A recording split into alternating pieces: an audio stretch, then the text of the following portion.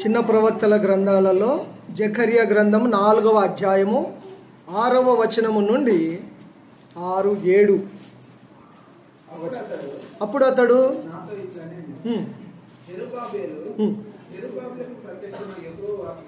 జెరుబాబేలునకు ప్రత్యక్షమైన యెహోవా వాక్కు ఇదే.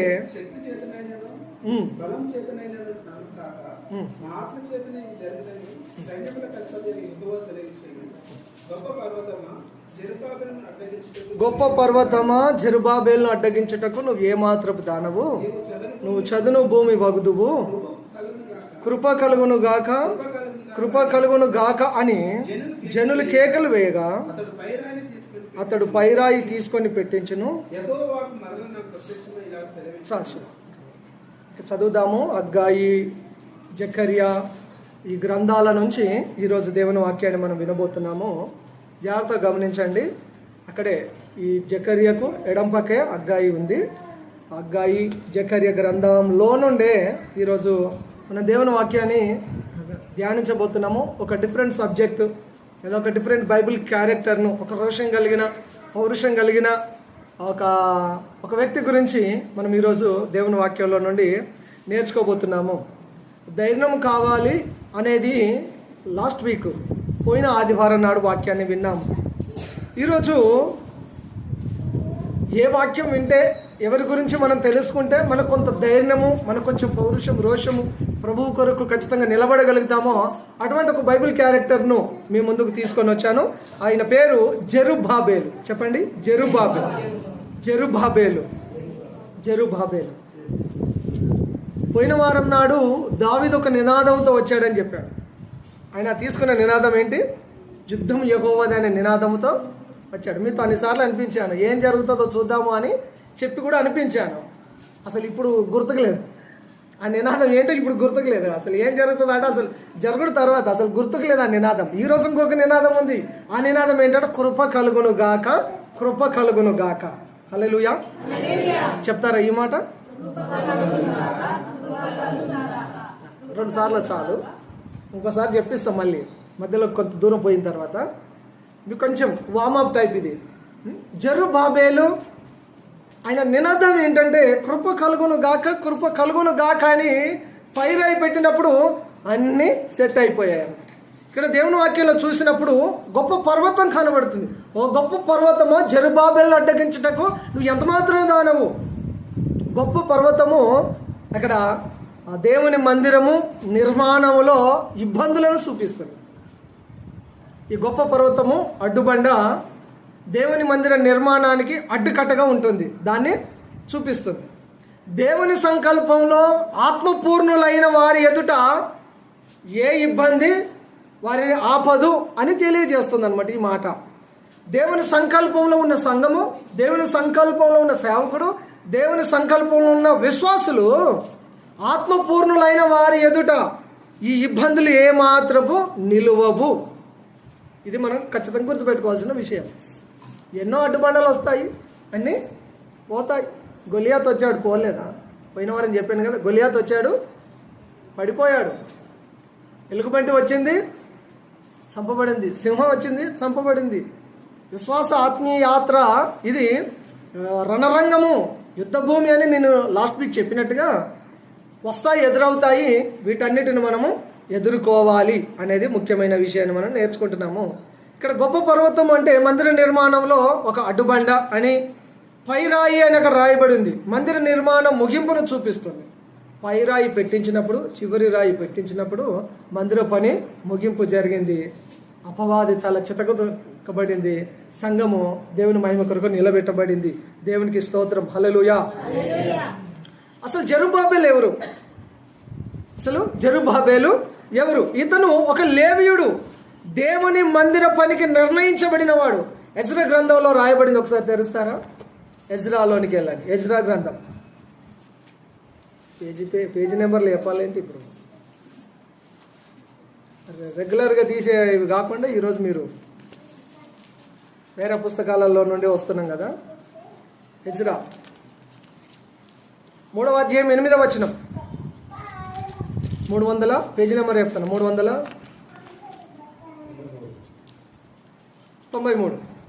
3వ అధ్యాయము 8వ వచనం. యెరూషలేములో నుండు దేవుని యొక్క మందిరము షయల్తీయేలు కుమారుడైన జెరుబ్బాబెలును యోజాదా కుమారుడైన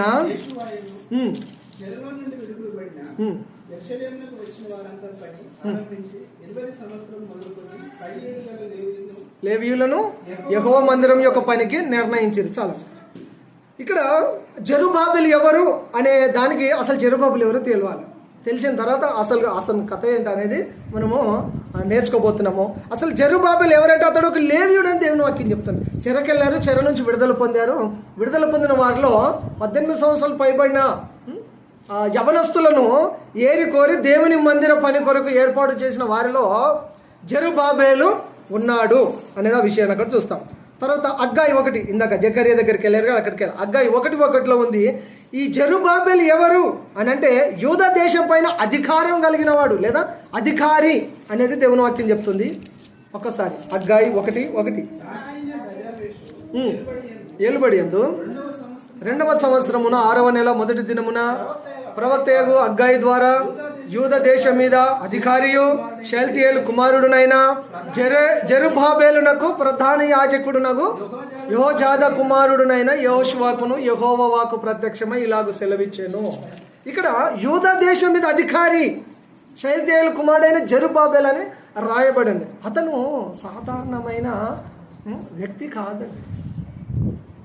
దేవుని ఎదుట ఒక లేవీయుడుగా ఉన్నాడు, ఒక దేశం మీద అధికారిగా ఉన్నాడు. ఆత్మీయ విషయానికి వస్తే మనకంటే ముందు వరుసలో ఉన్న ఆత్మీయతలో 10 మెట్లు ఎక్కువగా ఎక్కిన ఒక గొప్ప ఆత్మీయుడు అని మనం చెప్పుకోవచ్చు. జెరుబ్బాబెలు ఎవరు అన్న ప్రశ్నకు జవాబు వింటున్నాం. చెర నుండి విడిపించబడిన తర్వాత దేవుని కొరకు నిలిచిన రోషం గల వారిలో జెరుబ్బాబెలు ప్రప్రథముడు. దేవుని కొరకు నిలబడిన వారిలో ప్రప్రథముడు, రోషం కలిగిన వాడు జెరుబ్బాబెలు తన తోటి వారిలో తన తరములో. తర్వాత అతను అంటాడు ఎజ్రా 4:3 ప్రకారంగా మా మందిరమును మేమే కట్టుకుంటాం. ఎజ్రా 4:3 ప్రకారంగా మా మందిరమును మేమే కట్టుకుంటాము, మీరు అడ్డు తగలకుంటే చాలు అని అన్నారు. అర్థమైందండి? మా మందిరమును మేమే కట్టుకుంటాము, మీరు అడ్డు తగలకుంటే చాలు. ఇవే వాక్యాలు దేవుడు మరి మనకెందుకు చూపిస్తున్నాడు, మన దగ్గరికి ఎందుకు తీసుకొస్తున్నాడు అంటే మనము కూడా ఇదే ప్రార్థన చేయాలి. జెరుబ్బాబెలు అన్నాడు మా మందిరం నేను కట్టుకుంటామండి, మీరు అడ్డు తగలకపోతే చాలు. అర్థమైందా? మా భోజనం మేమే తింటాం కానీ మా భోజనం వల్ల మీరు రాలేయకండి అని అర్థం. మన మాటలో చెప్పాలంటే మా కూడు మేమే తింటాము, మా ఇంట్లో మేమే ఉంటాము, మా డబ్బు మేము వాడుకుంటాం, మా స్థలం మేము వాడుకుంటాం, మా మందిరం మేమే నిర్మించుకుంటాము, మా మందిరంలో మేము ఆరాధన చేసుకోం, మీరు అడ్డు తగలకపోతే చాలు, దండం బాబు. జెరుబ్బాబెలు మాట్లాడుతున్నాడు మేమే మా మందిరమును కట్టుకుంటాము, మా మందిరం మేము కట్టుకుంటాం, మీరు అడ్డు తగలకుంటే చాలు, అడ్డు చెప్పకపోతే చాలు. అడ్డు చెప్పే పర్వతాలు లాంటి సమస్యలు, పర్వతాలు లాంటి మనుషులు ఎదురవుతూనే ఉంటారు. స్టార్టింగ్లోనే మనం చదివాము, జెరుబ్బాబెలును అడ్డుకోవడానికి ఓ గొప్ప పర్వతమా నువ్వు ఎంత మాత్రము దానవు, చదును భూమి అవుతావు. అంత పెద్ద కొండ నేలమట్టం అయిపోతుంది. దేవునితో పెట్టుకుంటే అలా ఉంటుందట, దేవుని ప్రజలతో పెట్టుకుంటే అలా ఉంటుంది, సంఘంతో పెట్టుకుంటే అలా ఉంటుంది, సేవకులతో పెట్టుకుంటే అలా ఉంటుంది. ఓ గొప్ప పర్వతమా జెరుబ్బాబెలును అడ్డగించుటకు నువ్వు ఎంత మాత్రము దానవు, నువ్వు చదును భూమి అవుతావు. చదును భూమి గ్రౌండ్ అయిపోతుంది, నేలమట్టం అయిపోతారు. కాబట్టి దేవుని జోలికి రావద్దు, దేవుని మందిరం జోలికి రావద్దు. వచ్చేవారి పరిస్థితి అలా ఉంటుంది అని దేవుని వాక్యం చెప్తుంది. హల్లెలూయా. నెక్స్ట్ జెరుబ్బాబెలు ఎవరు అంటే మందిరము కట్టడానికి ప్రారంభించిన వాడు, మందిర నిర్మాణాన్ని ప్రారంభించిన వాడు జెరుబ్బాబెలు. వినండి, నా సైడు జాగ్రత్త వింటూ దేవుని వాక్యం వినండి, ఇటువైపు చూస్తూ దేవుని వాక్యం వినండి. అసలు జెరుబ్బాబెలు ఎవరై అంటే దేవుని మందిరం కట్టడాన్ని ప్రారంభించారు. ప్రారంభము చాలా ప్రాముఖ్యము, ఇది గమనించుకోవాలి. ప్రారంభము చాలా ప్రాముఖ్యం. ఉదయం లేచి వంట వండి అక్కడ పెట్టేసి ఇక తింటాలే అని సాయంత్రం దాకా నువ్వు కూర్చొని కుండాన్ని చూసుకుంటూ కూర్చుంటే కడుపు నిండుతుందా? వాళ్ళు లేచి వెళ్ళి పల్లెంలో పెట్టుకొని తింటే కదా ఏదైనా. ప్రారంభం ఇంపార్టెంట్. నేను డబ్బు సంపాదిస్తానని అక్కడే గడప దగ్గర కూర్చుంటే డబ్బు రాదు. డబ్బు అసలు ఎలా జనరేట్ అవుతుందో తెలుసా మీకు? పోయి పని చేయాలి, పని చేసి చెమట ఓడ్చాలి, అప్పుడు నీ కష్టానికి అమౌంట్ డబ్బు జనరేట్ అవుతుంది. అక్కడే కూర్చుంటే, నువ్వు ప్రారంభించకుండా అక్కడే కూర్చుంటే ఏమి రాదు, ఏమి జరగదు. ఏదో ఒక పని, నీ పనిలో నీవు పని చెయ్యి. కూలిపోయినా బిజినెస్ వ్యాపారం ఇంకేం చేస్తున్నావు చెయ్యి. ప్రారంభం చాలా ప్రాముఖ్యం. మందిరము నిర్మిద్దాం అనుకోవడం వేరు. ఇతను వెళ్ళి ప్రారంభం చేసేటండి జెరుబాబెల్ అంటే అది. హల్లెలూయా. Start important. ముందు స్టార్ట్ చేయి. ముందు ఏం చేయాలి? పనికి వెళ్ళడం ప్రారంభించు, డబ్బు కూడబెట్టడం ప్రారంభించు, సంపాదించడం ప్రారంభించు, చక్కగా జీవించడం ప్రారంభించు. ముందు ప్రారంభించు, దానిని దేవుడు కొనసాగింప చేస్తాడు. కొనసాగించుకోవడానికి దేవుడు ధైర్యాన్ని, శక్తిని, బలాన్ని ఇస్తాడు. స్టార్ట్ ఇంపార్టెంట్, అది గుర్తుపెట్టుకోవాలి. నీ జీవితాన్ని బాగా జీవించాలంటే నువ్వు ప్రారంభించకుండా నేను కట్టాలనుకుంటున్నాను, నేను ఇల్లు కట్టాలనుకుంటున్నాను అనుకుంటున్నది ఆలస్యం అవుతుంది. నువ్వు అనుకున్నది ఇంప్లిమెంట్ చేయాలంటే ప్రారంభించాలి. చర్చ కట్టాలనుకున్నాను. అనుకోవడానికి ఏముంది? అని ఖర్చు లేదు. అనుకోవడానికి ఏముంది? ఖర్చు ఉందా? అనుకో, ఎన్ని సంవత్సరాలను అనుకో. కట్టాలనుకుంటున్నా. అనుకోవడానికి ఏం లేదు, ప్రారంభించాలి. దేవుని వాక్యం చెప్తుంది, మందిరం కట్టడం ప్రారంభించంట. ఎజ్రా 5:2 జెరుబాబెలు కట్టడం ప్రారంభించాడు. Start important. అసలు జెరుబాబెలు అంటే ఏంటి అనేది ఇన్ని విషయాలు చెప్పాను. ఇప్పుడు ఫైనల్గా ఒక లైన్లో చెప్పాలంటే, జెరుబాబెల్ అంటే దేవుని మనిషి, జెరుబాబెల్ అంటే ఒక యాజకుడు, జెరుబాబెల్ అంటే ఒక సేవకుడు, జెరుబాబెల్ అంటే ఒక క్రైస్తవుడు, జెరుబాబెల్ అంటే ఒక విశ్వాసి, జెరుబాబెల్ అంటే ఒక నాయకుడు, జెరుబాబెల్ అంటే ఒక నిర్మాణకుడు. జెరుబాబెల్ అంటే నేనే, జెరుబాబెల్ అంటే నీవే. ఇక్కడ కూర్చున్న మనమే దేవునికి ఒక జెరుబాబెలు లాగా మనము తయారవ్వాలి అని దేవుడు ఆశిస్తున్నాడు. హల్లెలూయా. ఇంతమంది జెరుబాబెలు ఉన్నారని దేవుడు చూస్తున్నాడండి. మరి మనం జెరుబాబెలుమా లేకపోతే కాదు బాబు మా వల్ల ఏం కాదు, ఆయన ఎక్కడ మేమెక్కడ, మా వల్ల కాదని చెప్పేసి దాక్కునే గిద్యోన్లమా? ఎంతమంది ఇక్కడ జెరుబాబెలు ఉన్నారండి. నేను ఎవరు చేయతారా అంటే జెరుబాబెలు ఇట్లా రోషం కలిగి దేవుని కొరకు నిలబడ్డాడు. ఇక్కడ ఎంతమంది జెరుబాబెలు ఉన్నారు అంటే ఎవరు లేరు, నేను ఒక్కనే ఉన్నానే. అంటే నాతో పాటు ఎంతమంది ఉన్నారు ఇక్కడ జెరుబాబెలు? నేను ఇంగ్లీష్లో రాసి పెట్టిన, హూ ఇస్ ద జెరుబాబెల్ అంటే ఐ ఆమ్ ద జెరుబాబెల్ అని అందరు ఇట్లా రొమ్ము జరుచుకొని రావాలని నా ఊహట్లో ఉండే. హూ ఇస్ ద జెరుబాబెల్ అంటే ఐ ఆమ్ ద జెరుబాబెల్, నేనే జెరుబాబెల్. దేవుని కొరకు రోషం కలిగి నిలబడే జెరుబాబెల్ నేనే, నా సంఘంలో జెరుబాబెల్ నేనే, నా గ్రామంలో జెరుబాబెల్ నేనే. దేవుని కొరకు రోషం, పౌరుషం కలిగిన వ్యక్తి నేనే. నేను నిలబెడతాను నా ప్రభువు కొరకు. నాకెందుకులే అని జెరుబాబెల్ అనుకుని ఉంటే ఆయన గురించి ఇంత గొప్పగా ఇంత రోషంగా నేను కూడా చెప్పేవాడిని కాదేమో. జెరుబాబెల్ అంటే జెరుబాబెల్ ఎవరంటే నేటి జెరుబాబెలు మనమే, మేమే అనే నినాదం మనదై ఉండాలి. దేవునికి స్తోత్రం. హల్లెలూయా. ఓకే, నెక్స్ట్ దాంట్లోకి వెళ్ళగలిగితే జెరుబాబెల్ గురించి ఒక 4-5 విషయాలు మీ ముందుంచి నేను ఇక్కడ వాక్యాన్ని క్లోజ్ చేస్తాను. మొట్టమొదటిగా జెరుబాబెలు ధైర్యము తెచ్చుకో అని దేవుని వాక్యం చెప్తుందండి. చదువుతారా? హగ్గై 2:4 అయినను యెహోవా ఆజ్ఞ ఇచ్చినదేమనగా జెరుబాబెలు ధైర్యము తెచ్చుకొనుము, ప్రధాన యాజకుడగు యెహోజాదాకు కుమారుడవైన యెహోషువ ధైర్యము తెచ్చుకోము, దేశంలో ఉన్న సమస్త జనులారా ధైర్యము తెచ్చుకొని పని జరిగించుడి, నేను మీకు తోడుగా ఉన్నాను, సైన్యములకు అధిపతి యెహోవా వాక్కు. హల్లెలూయా. ఎవరెవరిని ధైర్యం తెచ్చుకోమంటున్నాడు? జెరుబాబెలు ధైర్యం తెచ్చుకో, యెహోషువ ధైర్యము తెచ్చుకో, ధైర్యము తెచ్చుకొని పని జరిగించండి. మీరు ఏం చేయాలనుకుంటున్నారో దానిని ప్రారంభించండి, ధైర్యము తెచ్చుకో. లాస్ట్ వీక్ చెప్పాను కాబట్టి ఇక్కడ ఎక్కువసేపు ఆగకుండా ఒక స్టెప్ ఫార్వర్డ్ పాయింట్ ఒకటి చెప్తాను. నిజమైన ధైర్యం ఏంటో తెలుసా అసలు మీకు? నిజమైన ధైర్యం ఏంటో తెలుసా? మత్తయి సువార్త 10:32 యేసయ్య చెప్పాడు. మత్తయి సువార్త 10:32 యేసయ్య చెప్పాడు. అంటే ఇప్పుడు నేను చెప్పాలా, యేసయ్య చెప్పింది మీరు చూస్తారా? ఇప్పుడు యేసయ్య ఏం చెప్పాడు అన్నది ఇప్పుడు నేను చెప్పాలా, యేసయ్య అక్కడ ఏం చెప్పాడో మీరు చూస్తారా? చూడండి మత్తయి 10:32 చూడండి ఒకసారి ఏముందో.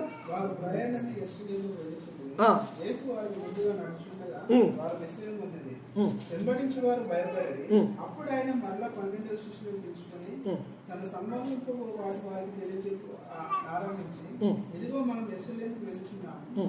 మనుష్య కుమారుడు ప్రధాన యాజకులను శాస్త్రులను అప్పగింపబడును. వారు ఆయనకు మరణశిక్ష విధించి ఆయన అన్యజనులకు అప్పగించేశారు. వారు ఆయనకు అప్పగించి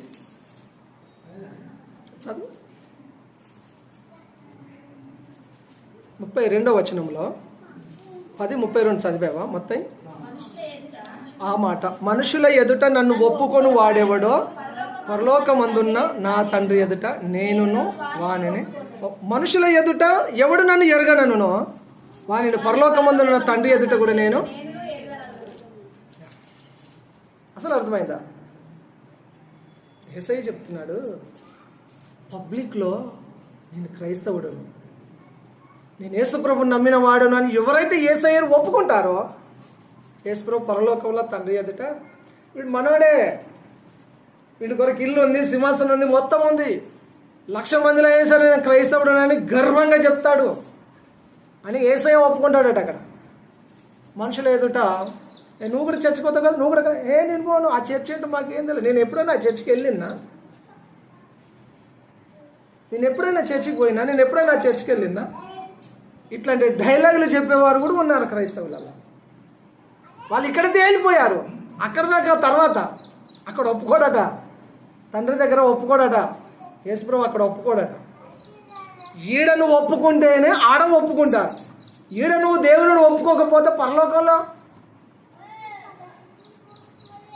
నిజమైన ధైర్యం ఏంటో తెలుసా? ఎంతమంది అయినా సరే కానీ నేను యేసయ్యని నమ్మాను, నేను యేసయ్యని ఆరాధిస్తున్నాను, నేను యేసయ్య మార్గంలో, ఆయన నా జీవితాన్ని మార్చిండు, ఆయన నా బ్రతుకు మార్చిండు, నేను ఆయననే వెంబడిస్తాను అని ఒప్పుకుంటారు చూడు, అది నిజమైన ధైర్యము. హల్లెలూయా. అవునంటారా కాదంటారా? మరి ఏంటో అన్న, మరి మీరు చెప్తున్నారు నిజమా అబద్ధమా? నువ్వు మనుషుల ఎదుట ఒప్పుకోవడం నీకు నిజమైన ధైర్యం. యేసయ్య నా జీవితాన్ని మార్చాడని చెప్పాల, అది నిజమైన ధైర్యం. జెరుబాబేలు ధైర్యం తెచ్చుకో. సంఘంలో కూర్చున్న మనము జెరుబాబేలు అయితే మన ధైర్యం ఏంటంటే, మనకు ఉండవలసిన ధైర్యం, మనం ప్రదర్శించవలసిన ధైర్యం ఏంటంటే, ఎంతమందిలో అయినా సరే నేను యేసయ్యను నమ్మాను, యేసయ్యను నేను వెంబడిస్తున్నాను, నేను యేసయ్యను వెంబడిస్తున్నాను. పబ్లిక్లో ఒప్పుకుంటే ఏమంటారో భయం అక్కర్లేదు, ఏమనుకుంటారో అని చెప్పి నీ విశ్వాసాన్ని నువ్వు ఒప్పుకోకపోతే, ప్రజలు ఏమనుకుంటారో అని నీ విశ్వాసాన్ని నువ్వు కనపరచకపోతే అక్కడ రివార్డు పోతుంది, పరలోకం పోతుంది, పరలోకము పోతుంది. వాళ్ళకి భయపడి వీళ్ళకి భయపడి ఎంతకాలం బ్రతుకుతారు? ఎవరెవరికో భయపడతాం కదా, వాళ్ళు ఒక పూట భోజనం లేకపోతే నీ దగ్గరికి రారు కదా, నీకు ఇవ్వరు కదా భోజనాన్ని. ఒక పూట భోజనం లేకపోతే నీకు ఇవ్వరు కదా. ఒకరోజు నీకు చేతగాక పనికెళ్ళకి ఇంటి దగ్గర ఉంటే 1000 రూపాయలు తీసుకొచ్చి కూలి నీకు ఇవ్వరు కదా. ఎవరికో భయపడి మనము మన విశ్వాసాన్ని, మన నమ్మకాన్ని చంపుకోవద్దు, ఒప్పుకోవాలి. మనుషుల ఎదుట నేను క్రైస్తవుడనని ఒప్పుకునే ధైర్యము, అది నిజమైన క్రైస్తవుడి యొక్క ధైర్యము. హల్లెలూయా. నెక్స్ట్ జెరుబాబేలు గురించి హగ్గయి 2:23. హగ్గయి 2:23. షేల్తీయేలు కుమారుడు అయిన జెరుబాబేలు